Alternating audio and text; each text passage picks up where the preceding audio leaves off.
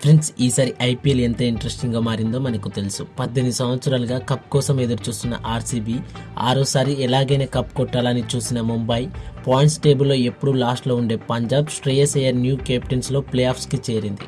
Qualify 2 మ్యాచ్లో ముంబైని ఓడించి ఫైనల్కు చేరింది పంజాబ్. ప్రతి ఐపీఎల్ సీజన్లో ఈసారి కప్ నమ్దే అంటూ వచ్చిన ఆర్సీబీ 17 సంవత్సరాల తర్వాత ఈసారి కప్ నమ్దు అంది.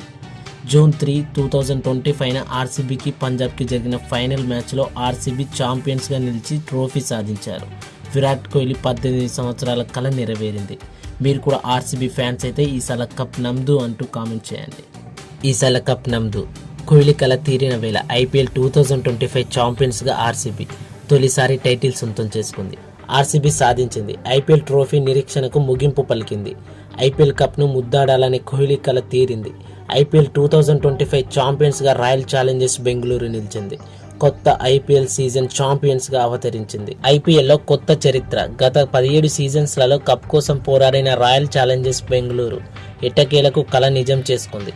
Rajat Patidar కెప్టెన్సీలో IPL ట్రోఫీని ముద్దాడింది.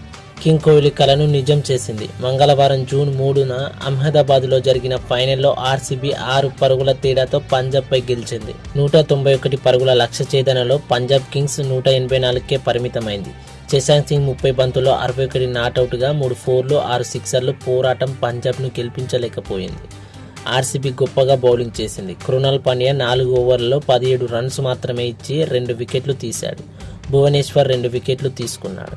First బాల్కే ప్రియాన్షార్య 4, last బాల్కు ప్రభుసింహ్రాన్ sixer. ఇది ఐపీఎల్ 2025 ఫైనల్లో ఆర్సీబీతో చేజింగ్లో పంజాబ్ కింగ్స్ ఇన్నింగ్స్ మొదలైన తీరు. అక్కడి నుంచి ఓపెనర్లు చెలరేగిపోయారు. 2 ఓవర్లకే స్కోర్ 23. కానీ హేజిల్వుడ్ బౌలింగ్ రాగానే కథ మారిపోయింది.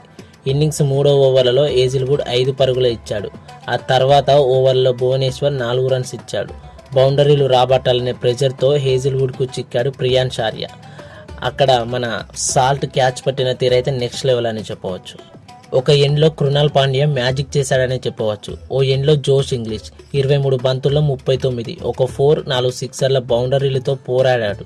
కానీ స్పిన్నర్ కృణాల్ పాండ్యా అద్భుతమైన బౌలింగ్తో పంజాబ్ కింగ్స్ను దెబ్బ కొట్టాడు. ప్రభుసింహ్రాన్ను అవుట్ చేసి సెకండ్ వికెట్ పార్ట్నర్షిప్ను విడగొట్టాడు కృణాల్. ఈ వికెట్తో పంజాబ్ ఇన్నింగ్స్ షేక్ అయింది.